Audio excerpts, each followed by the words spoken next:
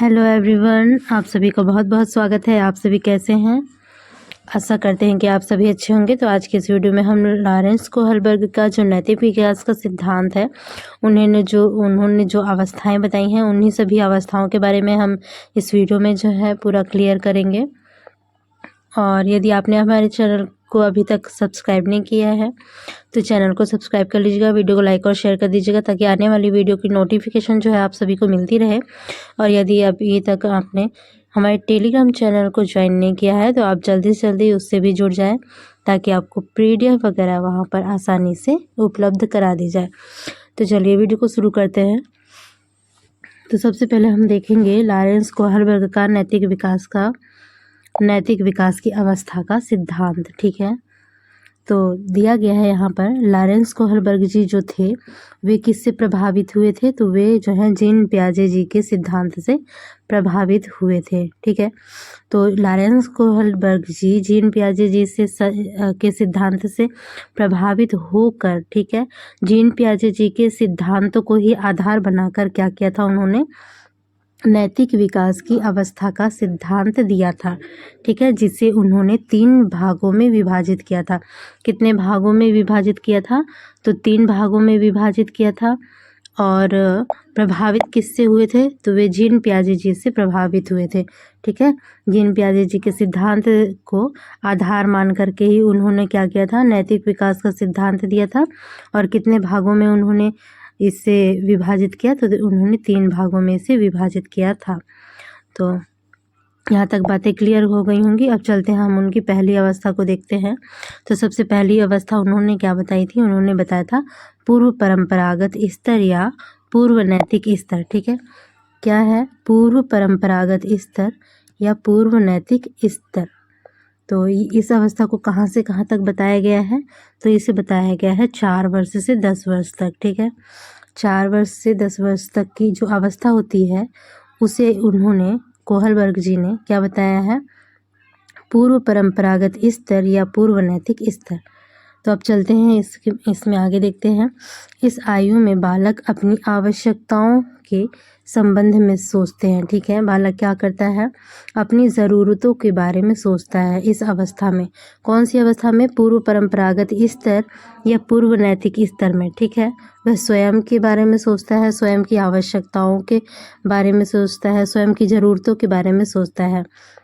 फिर देखते हैं नैतिक दुविधाओं से संबंधित प्रश्न जो हैं उसके लाभ या हानि पर आधारित होते हैं। ठीक है, नैतिक दुविधाओं से मतलब अच्छा या बुरा। ठीक है, अच्छा और बुरा से संबंधित जो क्वेश्चन होते हैं वह किससे संबंधित करके सोचता है? अपने स्वयं के लाभ और हानि से संबंधित होकर क्या करता है? सोचता है। आगे देखते हैं नैतिक कार्य का संबंध सामाजिक एवं सांस्कृतिक रूप से क्या सही है एवं क्या गलत है, इससे संबंधित होता है। अब यहाँ पर बताया गया है कि नैतिक कार्य का जो संबंध होता है वह सामाजिक और सांस्कृतिक रूप से क्या सही है और क्या गलत है, इससे संबंधित होता है। फिर यहाँ पर दिया गया है यथा अच्छा या बुरा। ठीक है, अर्थात अच्छा या बुरा, सही या गलत की व्याख्या मिलने पर जो है दंड, पुरस्कार अथवा नियमों का समर्थन करने वाले व्यक्तियों की शारीरिक क्षमता या उसके परिणाम से मापी जाती है। इसके मुख्य 2 चरण हैं। इसके कौन कौन से चरण बताए गए हैं? इसके मुख्य 2 चरण हैं। अब जो चीज़ें यहाँ पर से क्लियर नहीं हुई होंगी तो ये जो अगले 2 चरण है ना इनमें से क्लियर हो जाएंगी। अब देखते हैं इनके चरण।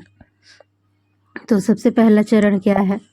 चरण दिया गया है दंड तथा आज्ञा पालन अभिमुखता। ठीक है, दंड तथा आज्ञा पालन अभिमुखता। इसमें क्या बताया गया है? इसमें बताया गया है कि बालकों के मन में आज्ञा पालन का भाव जो है किस पर आधारित होता है? वे आज्ञा का पालन किस पर करते हैं? दंड पर आधारित रहता है। ठीक है, उनके मन में यह बात बैठी रहती है कि अगर हम आज्ञा का पालन नहीं करेंगे तो उसके बदले में उन्हें दंड मिलेगा। तो इसी पर इनका व्यवहार जो है आधारित होता है। आगे देखते हैं इस अवस्था में बालकों में नैतिकता का ज्ञान होता है। ठीक है, अच्छे और बुरे का जो है ज्ञान इन्हें हो जाता है और बालक जो है स्वयं को परेशानियों से बचाना चाहता है। क्या करता है बालक जो है स्वयं को, मतलब अपने बारे में सोचता है और स्वयं को परेशानियों से बचाना चाहता है। फिर है कोहलबर्ग जी का मानना है कि कोई बालक यदि स्वीकृत व्यवहार अपनाता है तो इसका कारण है कि दंड से स्वयं को बचाना। ठीक है, यदि वह किसी कार्य को अपनाता है, किसी कार्य को करने के लिए राजी होता है, इसका मतलब यही है कि दंड से वह स्वयं को बचाना चाहता है, इसीलिए वह यह कार्य कर रहा है। यह किसका मानना है? तो यह मानना है कोहलबर्ग जी का। ठीक है, और किसके अंतर्गत? तो दंड तथा आज्ञा पालन अभिमुखता के अंतर्गत। अब हम दूसरा देखेंगे, दूसरा क्या दिया गया है। दूसरा चरण यहाँ पर बताया गया है कि आत्म अभिरुचि तथा प्रतिफल अभिमुखता। आत्म अभिरुचि तथा प्रतिफल अभिमुखता, इसमें क्या बताया गया है कि इस अवस्था में जो है बालक का व्यवहार जो है खुलकर सामने नहीं आता है। वह अपनी रुचि को प्राथमिकता देता है और वह पुरस्कार पाने के लिए नियमों का अनुपालन करता है। मतलब वह, उसका पूरा ध्यान जो होता है पुरस्कार पर होता है। ठीक है, और पुरस्कार पाने के उद्देश्य से ही वह क्या करता है? आज्ञाओं का पालन करता है। नेक्स्ट देखेंगे, नेक्स्ट दिया गया है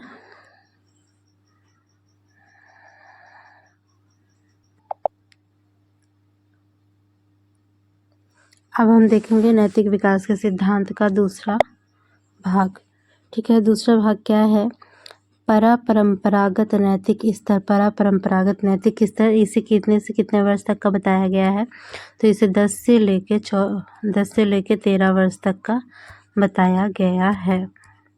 ठीक है, तो अब चलिए थोड़ा सा डिटेल में जानेंगे।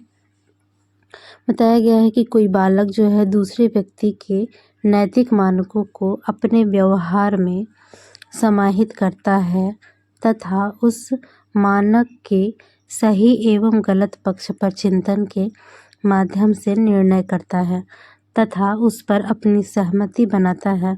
और इस स्तर पर बालक जो है अपनी आवश्यकता के साथ साथ में दूसरों की आवश्यकता का भी ध्यान रखता है। इस स्तर के भी 2 भाग हैं। ठीक है, तो यहाँ पर बताया गया है कि बालक जो है अपनी आवश्यकताओं का भी ध्यान रखता है और क्या करता है, और दूसरों की भी आवश्यकताओं का ध्यान रखता है। नेक्स्ट देखेंगे, इसके भी कितने स्तर बताए गए हैं? तो इसके भी मुख्यतः 2 भाग बताए गए हैं।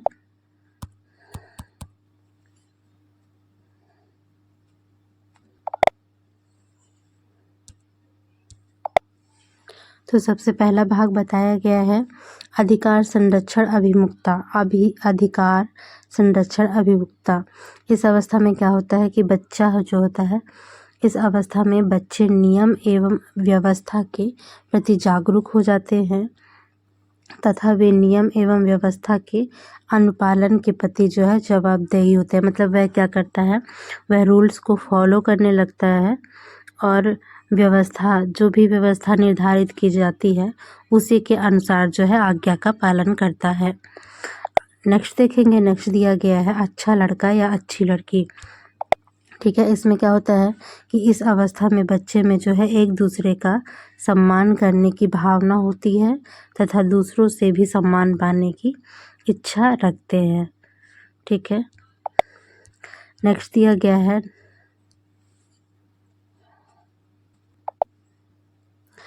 यह नैतिक विकास के सिद्धांत की जो है तीसरी अवस्था है। ठीक है, कौन सी अवस्था है? उत्तर पर परंपरागत नैतिक स्तर, जिसे कि आत्म अंगीकृत नैतिक मूल्य भी कहते हैं, और यह 13 साल से ऊपर की कहलाती है। ठीक है, 13 वर्ष से ऊपर देखेंगे। इसमें दिया गया है कि कोहलबर्ग के अनुसार नैतिक विकास के परंपरागत स्तर नैतिक मूल्य या चारित्रिक मूल्य का संबंध अच्छे या बुरे कार्य से के संदर्भ में निहित है, ठीक है। तथा बालक जो है अपनी बाहरी सामाजिक आशाओं को पूरा करने में जो है रुचि लेता है। उसकी समाज के प्रति जो भी इच्छाएं होती हैं कार्य करने के लिए, समाज में जो भी बदलाव लाने का जो इच्छा होती है उसके अनुसार जो है वह इस अवस्था में कार्य करता है, ठीक है। आगे देखेंगे बालक जो है अपने परिवार, समाज एवं राष्ट्र के महत्व को जो है प्राथमिकता देते हुए एक स्वीकृत व्यवस्था के अंतर्गत जो है क्या करता है, कार्य करता है, ठीक है। मोस्ट इम्पॉर्टेंट है। आगे देखते हैं, नेक्स्ट दिया गया है कि मानव विकास की वृद्धि एवं विकास के कई आयाम होते हैं, साथ ही विकास की विविध अवस्थाओं के बालकों में जो है कुछ खास गुण विशेषताएं जो हैं उभर कर सामने आती हैं। इसके अंतर्गत जो है वयस्क वस्तु को निर्धारित कर कार्य करना जो है बालक जो है सीख जाता है। इसके अंतर्गत भी 2 चरण होते हैं। ये चरण जो है काफ़ी महत्वपूर्ण है, इन्हें ध्यान से याद रखेंगे। सबसे पहला चरण दिया गया है सामाजिक अनुबंधन अभिमुखता। तो इस अवस्था में क्या होता है कि बच्चे जो है वही करते हैं जो उन्हें सही लगता है, और साथ ही वे क्या करते हैं, वे यह भी सोचते हैं कि स्थापित नियमों में सुधार की आवश्यकता तो नहीं, ठीक है। मतलब सुधार चाहते हैं, अगर उन्हें कोई स्थापित नियम जो किए गए हैं अगर उनमें कोई गड़बड़ी उनके हिसाब से नज़र आती है तो उनमें सुधार की जो है आवश्यकता को वो महसूस करते हैं। उदाहरण स्वरूप यदि एक व्यक्ति अपने बच्चे की जान बचाने के लिए दवा की चोरी करता है तो यहाँ देखा जाए कि जीवन बचाना यहाँ महत्वपूर्ण है, ठीक है। तो ये आपका एग्जाम्पल हो गया। आगे देखते हैं,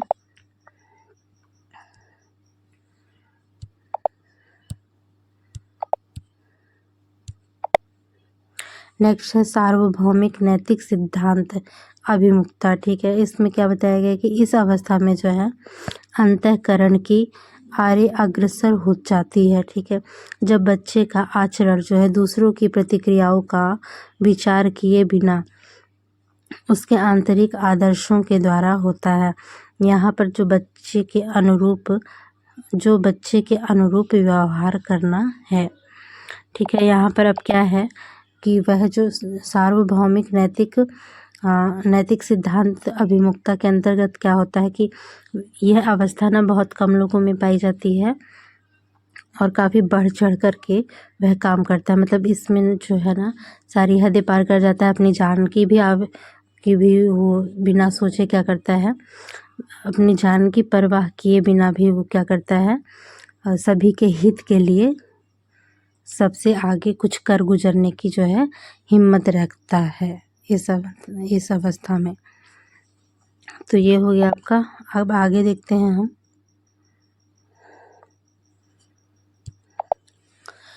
कोहल वर्ग के नैतिक विकास के सिद्धांत की अन्य अवस्थाएं देखेंगे। कोहल वर्ग के नैतिक विकास की अन्य अवस्था के अंतर्गत कुछ अन्य सिद्धांत भी दिए जा रहे हैं जो कि इस प्रकार के हैं। सबसे पहला दिया गया है स्वकेंद्रित अवस्था। तो स्वकेंद्रित अवस्था में क्या होता है, इस अवस्था में जो है कार्यकाल 3रे वर्ष से शुरू होकर 6 वर्ष तक को होता है। मतलब स्वकेंद्रित अवस्था कब से कब तक की है, तो यह 3 से 6 वर्ष तक की होती है, 3 से 6 वर्ष। साथ ही इस अवस्था के जो बालक होते हैं, बालक की सभी व्यवहारिक क्रियाएं अपनी वैयक्तिक आवश्यकताओं और इच्छाओं की पूर्ति के चारों ओर केंद्रित रहती हैं। साथ ही बालक के लिए वही नैतिक होता है जो उसके स्व अर्थात आत्म कल्याण से जुड़ा हुआ होता है, ठीक है। काफ़ी सिंपल शब्दों में यहाँ पर लिखा गया है, आप सभी को समझ में आ गया है। आगे देखते हैं परंपराओं को धारण करने वाली अवस्था। तो यह कब से कब तक की होती है, तो यह 7 वर्ष से किशोरावस्था के प्रारंभिक काल तक जो है होती है। तो किशोरावस्था कब से कब तक शुरू हो जाती है, तो यह 12 वर्ष से शुरू हो जाती है किशोरावस्था आपकी। तो यह 7 से कितने वर्ष तक की होगी, तो यह 7 से जो है 12 वर्ष तक की होती है। कौन सी अवस्था? परंपराओं को धारण करने वाली अवस्था। ठीक है, आगे देखेंगे। इस अवस्था का बालक जो है सामाजिकता के गुणों को धारण करता हुआ देखा जाता है। मतलब उसमें जो सामाजिक गुणों का जो है विकास होना शुरू हो जाता है। अतः जो है उसमें समाज के बनाए गए नियमों, परंपराओं तथा मूल्यों को धारण करने संबंधी नैतिकता का विकास देखा जा सकता है। तो क्या करता है, समाज के अनुरूप जो है उनके बनाए गए नियमों को जो है उनका आज्ञा का पालन करने लगता है। नियमों को क्या करता है, अनुसरण करने लगता है। आगे देखते हैं।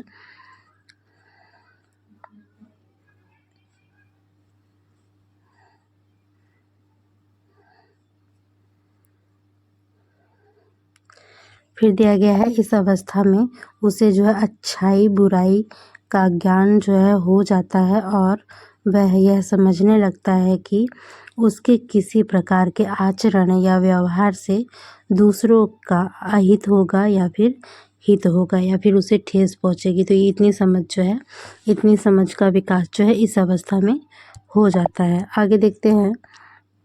आधारहीन आत्मचेतना अवस्था। आधारहीन आत्मचेतना अवस्था यह किस अवस्था से जुड़ी हुई है? तो यह जुड़ी हुई है किशोरावस्था से। ठीक है, और इस अवस्था में क्या होता है, बालकों का सामाजिक, शारीरिक तथा जो मानसिक विकास है अपनी ऊंचाइयों को जो है छूने लगता है, काफ़ी तेज़ी से होने लगता है। ठीक है, और उसमें जो है आत्मचेतना की जो है शुरुआत हो जाती है। आगे देखते हैं। यह मेरा आचरण है, मैं ऐसा व्यवहार करता हूँ, इसकी उसे अनुभूति होने लगती है तथा अपने व्यवहार, आचरण और व्यक्तित्व संबंधी गुणों की स्वयं ही आलोचना करने की प्रवृत्ति जो है उसमें पनपने लगती है। वह क्या करता है, वह यह सोचने लगता है कि मेरा अपने स्वयं के आचरण के बारे में, अपने स्वयं के व्यवहार के बारे में, कि मैं ऐसा व्यवहार क्यों करता हूँ, किस लिए कर रहा हूँ। ठीक है, इसकी उससे अनुभूति होने लगती है तथा अपने व्यवहार एवं आचरण में और व्यक्तित्व संबंधी जो गुण होते हैं उनकी स्वयं की जो है वह आलोचना जो है क्या करता है, करने लगता है और साथ ही उनमें सुधार भी वह करता है। ठीक है, आगे देखते हैं। नेक्स्ट है, पूर्णता की चाह उसमें स्वयं से असंतुष्ट रहने का मार्ग प्रशस्त करती है और यही जो है असंतुष्टि उसे समाज तथा परिवेश में कुछ गलत हो रहा है उसे बदल डालने का जो है परंपराओं के प्रति सुधारवादी दृष्टिकोण अपनाने को प्रेरित करती है। ठीक है, तो इसमें क्या करता है कि जो भी अगर समाज में जो भी कुप्रथाएं होती हैं जो कि उसे पसंद नहीं है, तो उसे जो है अंदर से क्या होता है, सुधारवादी दृष्टिकोण जो है विकसित होने लगता है। आगे देखते हैं। नेक्स्ट दिया गया है आधार युक्त आत्मचेतना अवस्था और नैतिक या चारित्रिक विकास की यह जो है चरम अवस्था होती है। नैतिकता एवं चारित्रिक विकास की सबसे चरम अवस्था होती है आधार युक्त आत्मचेतना अवस्था। भली भांति परिपक्वता ग्रहण करने के बाद ही इस प्रकार की जो है विकास जो है संभव है। जैसे कि महात्मा गांधी को आप जानते हैं ना, उन्हीं के जैसे व्यक्तित्व के इंसान के बारे में यहाँ पर बात की गई है। जिस प्रकार के नैतिक आचरण और चारित्रिक मूल्यों की बात बालक विशेष में की जाती है। ठीक है, विशेष प्रकार का यह बालक होता है जिसमें जो सारी हदों को पार करके कुछ भी कर गुजरने की क्षमता होती है। ठीक है, अपने देश के प्रति, अपने राष्ट्र के प्रति कुछ भी कर दिखाने की या फिर कुछ भी कर गुजरने की जो है क्षमता पाई जाती है। उसके पीछे केवल उसकी भावनाओं का प्रवाह मात्र नहीं होता है, लेकिन बल्कि वह अपनी मानसिक शक्तियों का उचित प्रयोग भी करता है और अच्छी तरह से सोच समझकर किसी व्यवहार आचरण विशेष को अपने व्यक्तित्व गुणों में धारण करता हुआ पाया जाता है। ठीक है, तो यह ऐसा नहीं है कि वह केवल एक ही एक ही पक्ष में बस सोच करके वो करता है, अपना डिसीजन लेता है, ऐसा नहीं है। वह अपनी बुद्धि का भी प्रयोग करता है, हर तरह से सही बुरा को सब सोच करके वो क्या करता है, अपना अंतिम निर्णय लेता है।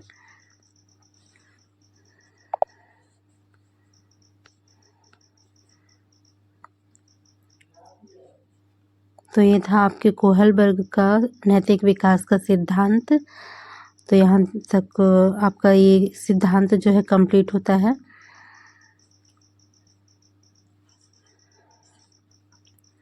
तो यदि वीडियो अच्छी लगी तो वीडियो को लाइक कीजिएगा, शेयर कीजिएगा, चैनल को सब्सक्राइब कीजिएगा। मिलते हैं इसके नेक्स्ट पार्ट में।